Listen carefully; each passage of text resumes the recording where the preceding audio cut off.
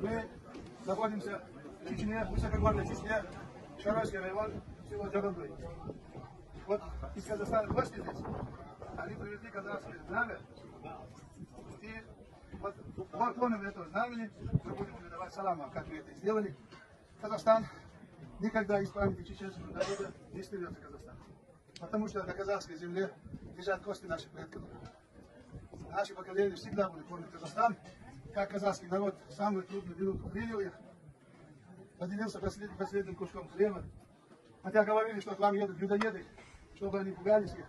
А когда казахский народ увидел наших алимов, наших богобоязных людей, которые в знойную жару не нарушали пост месяц Рамадан, которые молились, тогда они узнали, что это не людоеды, а очень хороший мусульманский народ.